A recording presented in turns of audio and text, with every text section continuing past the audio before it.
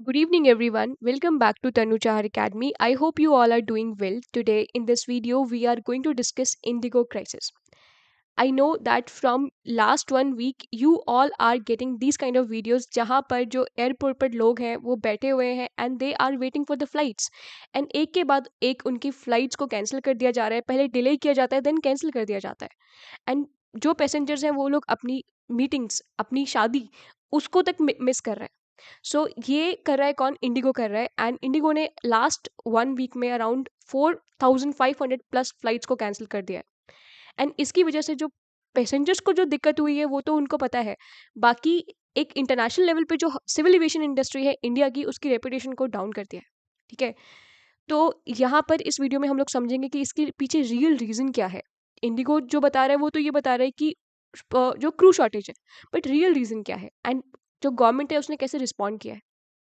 तो आपके एसएसबी के लिए जानना ज़रूरी है कि हर न्यूज़ के पीछे what are the main and real reasons. ठीक है, and today in this video I have one complaint जो ये है कि आप लोग वीडियोस को देखते हो बट कुछ लोग हैं जो वीडियो को लाइक करते हैं, बाकी लाइक नहीं करते. कुछ लोग कमेंट्स भी करते हैं, I am thankful for them. But जो लोग लाइक नहीं करते हैं, आप मुझे अपनी प्रॉब्लम बता सकते हो. मे बी कोई इम्प्रूवमेंट है तो वो आप कमेंट्स में बता सकते हो. बाकी थोड़ा सा टाइम निकाल के लाइक कर सकते हो and I hope and I think कि आप मेरी कंप्लेंट को कंसिडर करोगे. So let's get started. And यहाँ पर जो न्यूज़ है it is related to this 7 day period जो बीत चुका है लास्ट वीक. इसमें इंडिगो ने अराउंड 4,500 फ्लाइट्स को कैंसिल किया है एंड उसकी वजह से जो 6 लाख पैसेंजर्स हैं वो अफेक्ट हुए हैं. क्योंकि सिविल एविएशन इंडस्ट्री में जो लास्ट में अल्टीमेटली जो अफेक्ट होने वाला है वो एक पैसेंजर ही है. बहुत सारे लोगों की जो मीटिंग्स हैं, इंपॉर्टेंट मीटिंग्स, वो उन्होंने मिस कर दी. ठीक है, काफ़ी इवेंट्स थे, बहुत सारे लोगों ने अपनी शादी मिस कर दी. ठीक है, तो ये एक बहुत बड़ी प्रॉब्लम हुई इन लास्ट 1 वीक एंड आपने देखा होगा कि इसकी वजह से जो फ्लाइट्स कैंसिल हो रही हैं उसकी वजह से जो फ्लाइट प्राइसेस हैं उनमें बहुत हाइक देखने को मिला. क्योंकि इंडिगो एक लौती कोई एयरलाइन नहीं है जो ऑपरेट कर रही है. उसके अलावा air India is also there, Akasa air is also there.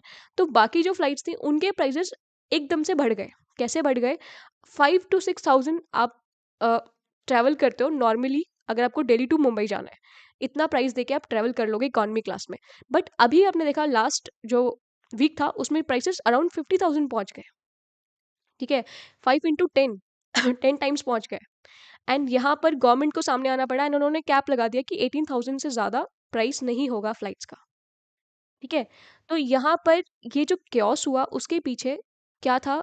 एक एयरलाइन थी जिन्होंने एक सिंपल रीज़न देकर कि उनका क्रू शॉर्टेज है, इन सबको ऐसे ही जाने दिया. ठीक है, बट यहाँ पर जो रियल रीज़न है वो ये नहीं है. अभी आपने देखा कि जो पैसेंजर्स हैं उनको हार्डशिप्स फेस करनी पड़ी एंड जो प्राइसेस हैं वो ऑलरेडी प्राइसेस क्या हुए? इंक्रीज हुए. बट जो इंडिगो का खुद की रेपुटेशन है वो ड्रॉप हुई. ठीक है, एंड वहाँ पर जो उसका शेयर है उसमें 15% तक जो ड्रॉप है वो देखने को मिला and it lost around 4.8 billions in value. ठीक है, उसके बाद में उन्होंने पब्लिक अपॉलॉजी वगैरह भी बहुत सारे लाइक डाला. It was in the newspaper as well. तो वो सब चीज़ें बाद में काम करती है, आपको ये ऑलरेडी पता था. एंड मैं ये बोल रही हूँ कि ये जो क्राइसिस था उसका जो स्केल है it is a very big scale. आप उसके बाद छोटी सी पॉलिसी देके you can not recover all the losses. अब इसका स्केल जानने के लिए आपको थोड़ा सा डेटा जानने की ज़रूरत है. तो इंडिया में जो टोटल ऑपरेशनल एयरपोर्ट्स हैं दे आर 163 नंबर, जिसमें ये इस काइंड के जो एयरपोर्ट्स हैं वो सारे के सारे शामिल होते हैं.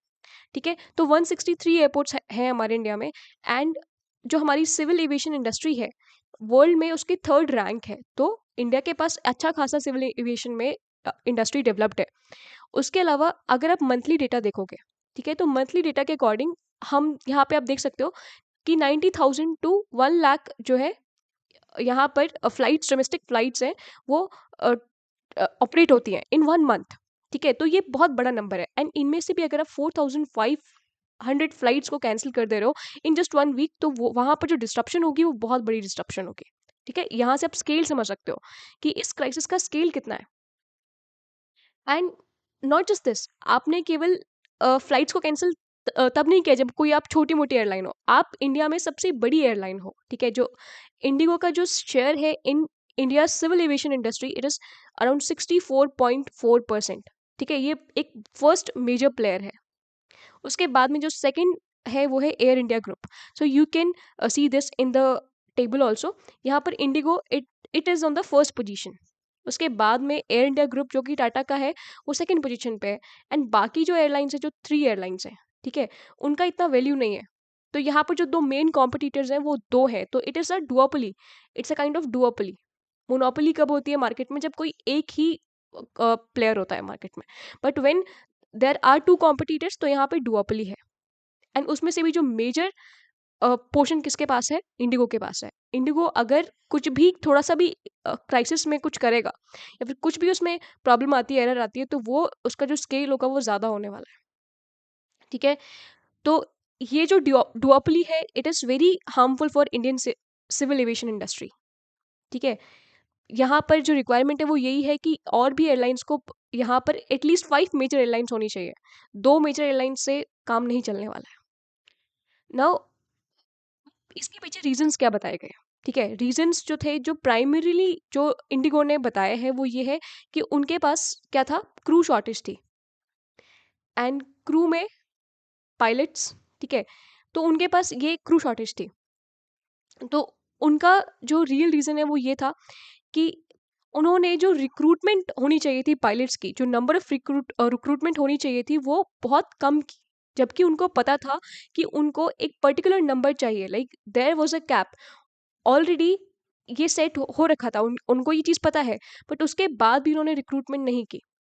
एंड ये अचानक से कैसे हो गया? लाइक अचानक से हमें जो एक्स्ट्रा नंबर ऑफ पायलट्स हैं वो क्यों रिक्वायर, उसकी रिक्वायरमेंट क्यों पड़ी? क्योंकि जो लास्ट ईयर 2024 में जो मिनिस्ट्री ऑफ सिविल एविएशन है उन्होंने एक प्रेस रिलीज निकाला एंड उसके थ्रू उन्होंने बताया कि जो new flight duty limitation rules हैं उनको अभी इम्प्लीमेंट किया जाएगा। ठीक है, एंड इनके according like this new FDL rule will mandate the increased rest period for pilot safety. And जब आप पायलट रेस्ट को इंक्रीज कर दोगे तो आपको ज़्यादा पायलट्स की रिक्वायरमेंट होगी। ठीक है, ये मिनिस्ट्री ऑफ सिविल एविएशन ने लास्ट ईयर ही बता दिया था। तो जो इंडिगो है उसके पास ऑलरेडी 2 years का टाइम था, बट स्टिल उसने वही किया जो उसको करना था, क्योंकि Indigo was accused of deliberately pressurising the government. ठीक है, यहाँ पर जो इंडिगो था उसका एम था कि कैसे भी करके जो गवर्नमेंट ने जो ये एफटीएल है इनको यहाँ पे इम्प्लीमेंट करने की बात की है, इसको प्रेशराइज किया जाए। क्यों? क्योंकि उसकी जो पोजीशन है वो एक मेजर एयरलाइन है। एंड गवर्नमेंट को प्रेशराइज करने के लिए देयर इज वन स्ट्रैटेजी। क्या स्ट्रैटेजी है? कि आप पब्लिक को रैंसम बनाओ एंड गवर्नमेंट को प्रेशराइज करो, क्योंकि इंटरनेशनल प्रेशर आपके पास होगा। एंड गवर्नमेंट फाइनली जो एफटीएल है उनको क्या करेगी? कुछ टाइम के लिए या तो रद्द कर सकती है या फिर कुछ भी कर सकती है। तो वो क्या हुआ क्या नहीं हुआ वो अभी हम लोग देखते हैं। बट फिलहाल आपके लिए जो जानना ज़रूरी है वो ये है कि इंडिगो एक ऐसे बिजनेस मॉडल पे काम करती है जिसके अकॉर्डिंग उसको अगर थोड़ा सा भी वो इधर से उधर पायलट में या पायलट नंबर में या क्रू नंबर में चेंज होता है तो उसके लिए वो एक बिग क्राइसिस बन जाता है। ठीक है, now this is the press release from ministry of civil aviation. And इसकी जो डेट है वो 8 जनवरी 2024, मतलब लास्ट ईयर का था। एंड ये बता रहा है जो हमारे ये लॉज हैं, ठीक है, जो ये रूल्स हैं, एफडीएल रूल्स, इनके इम्प्लीमेंटेशन के लिए बात कर रहा है, इन्फोर्समेंट के लिए बात कर रहा है। तो एफडीएल, ठीक है, एंड यहाँ पर भी जो मिनिस्ट्री ऑफ सिविल एविएशन है उसने टाइम दिया था। जो एयरलाइंस हैं उनको बोला गया था कि 1 जून 2024 तक आपके पास टाइम है, तब तक आप इनसे कंप्लाई कर सकते हो, जो भी रूल्स हैं उनसे कंप्लाई कर सकते हो। तब भी टाइम दिया गया था ऑलमोस्ट 6 मंथ्स का। ठीक है, एंड यहाँ पर जो ये रूल्स हैं वो 2 फेज में होने वाले थे, लाइक 2 फेज में इंप्लीमेंट होने वाले थे, इन्फोर्स होने वाले थे, फेज 1 एंड फेज 2। तो फेज 1 में तो इंडिगो का काम ऐसे ही चल गया, बट फेज 2 जैसे ही आया जुलाई से, तब से इंडिगो में एक क्राइसिस देखने को मिला। ठीक है, now these are the rules जो एफटीएल है। ठीक है, ये यहाँ पर कुछ रूल्स हैं, जो ये सारे रूल्स नहीं है, कुछ रूल्स हैं जिनसे जिनके अकॉर्डिंग आपको पता लग पाएगा कि एफडीएल एक्चुअली है क्या। तो एफडीएल में क्या है कि जो वीकली रेस्ट पीरियड है पायलट्स के लिए उसको क्या है इंक्रीज कर दिया गया from 36 continuous hours to 48 hours. ठीक है, अभी जो पायलट्स हैं उनको एक वीक में 48 आवर्स तक रेस्ट पीरियड दिया जाएगा according to these new rules. ठीक है। अब यहाँ पर रेस्ट पीरियड इंक्रीज करें, इट मीन्स हमें न्यू क्रू की ज़रूरत है, मोर क्रू की ज़रूरत है। उसके अलावा जो डेफिनेशन ऑफ नाइट है उसको भी क्या किया, उसमें भी चेंज लाया गया। पहले क्या होता था कि जो नाइट है उसमें उसको 00 यानी रात के 12 बजे से सुबह 5 बजे तक उसको नाइट टाइम कंसिडर किया जाता था। एंड इसमें अगर कोई भी फ्लाइट में जो क्रू है वो ड्यूटी कर रहा है तो उसको नाइट ड्यूटी कंसिडर किया जाएगा, एंड नेक्स्ट डे जो उसकी रेस्ट शेड्यूल है उसमें स्ट्रिक्टनेस होगी।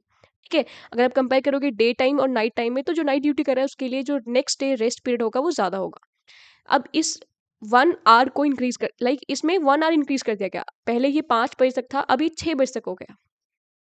अगर कोई भी फ्लाइट इस पीरियड में फ्लाई कर रही है तो उस टाइम पे उसको नाइट ड्यूटी कंसिडर कर लिया जाएगा for the crew members. And night landing जो है, ठीक है, नाइट लैंडिंग जो होती है उनमें भी जो कैप है उसको लाइक 2 पर सेट कर दिया। पहले 6 वीकली नाइट लैंडिंग्स हो सकती थी, बट अब उनको in according to these new rules उनको 2 पर वीक कर दिया। ठीक है।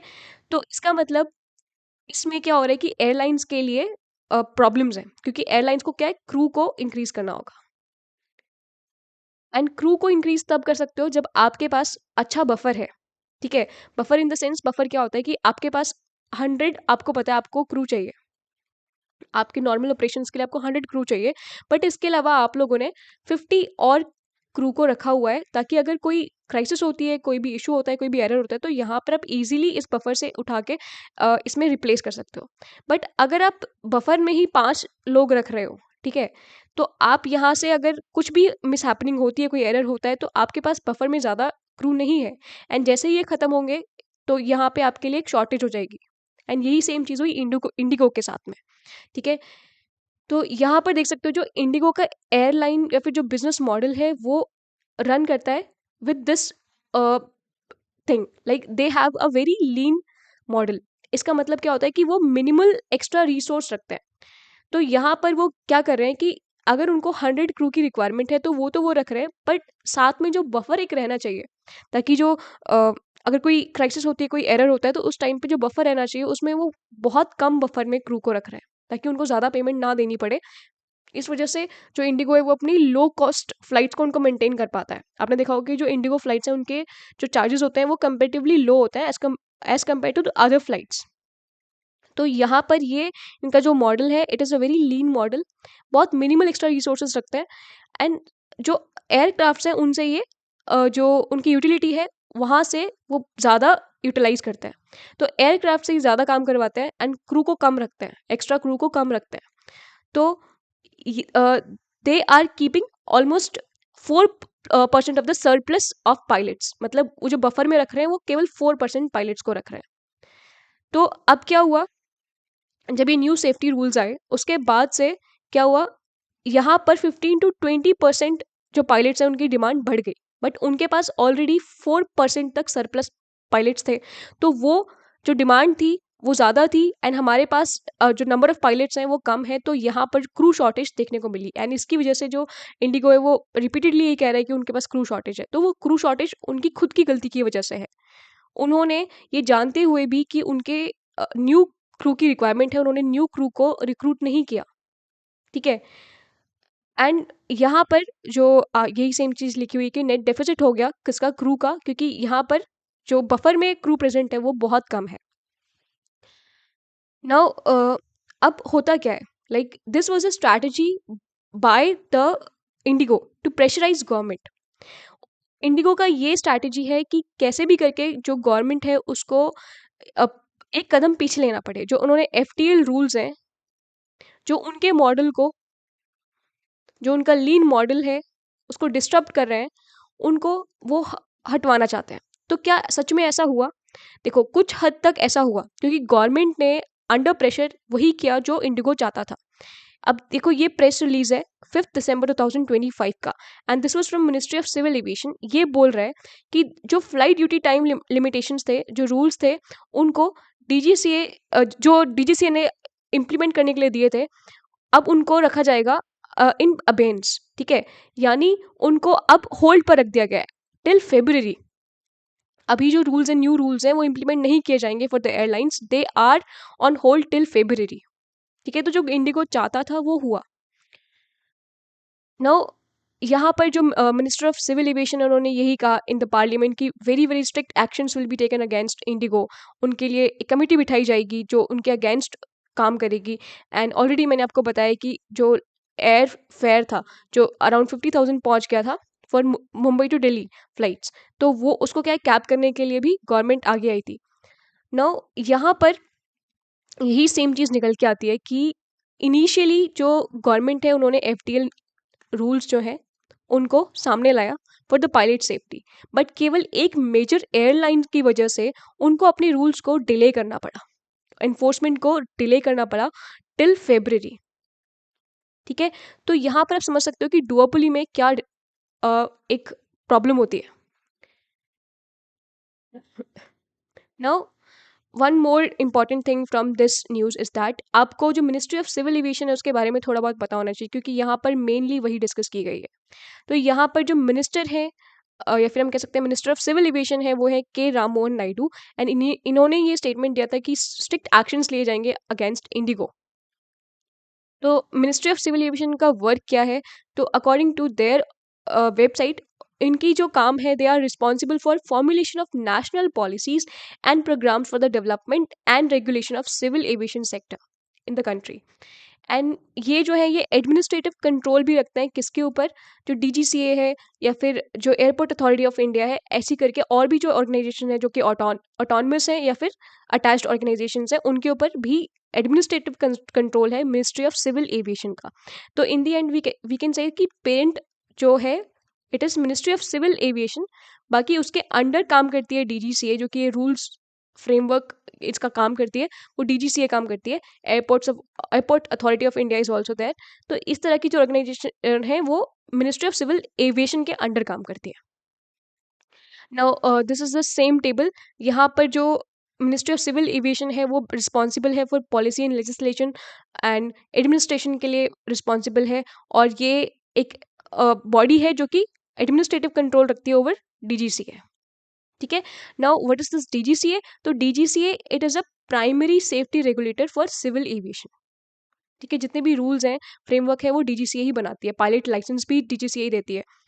तो ये क्या करती है, it creates and enforces air safety, air worthiness and licensing standards for pilots.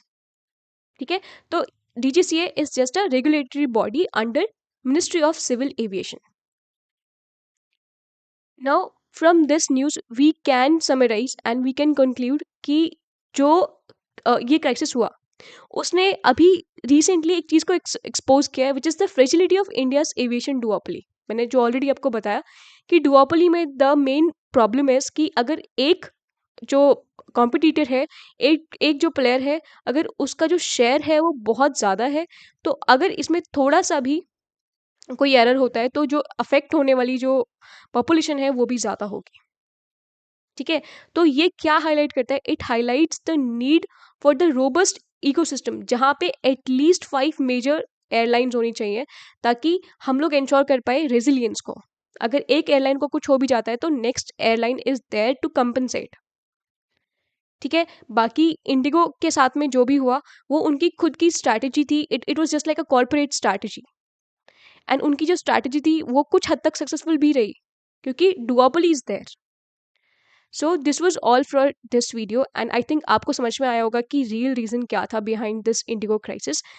And आप जो लाइक न्यूज़ वीडियोज़ होते हैं जिनमें कुछ भी बोलते रहते हैं कि इंडिगो ने ये कर दिया, इंडिगो ने वो कर दिया, it's not like just that. आपको रियल रीजंस जानने हैं तो आपको न्यूज़ को थोड़ा डिटेल में पढ़ना होगा। ठीक है, एंड उसके लिए टाइम निकालना होगा। So this is all for this video, we will meet again in the next video. Till then, if you want to connect with me, you can join the Telegram group. You can even follow me on Instagram. And as I always say, keep learning, stay happy. We will meet again. Bye bye.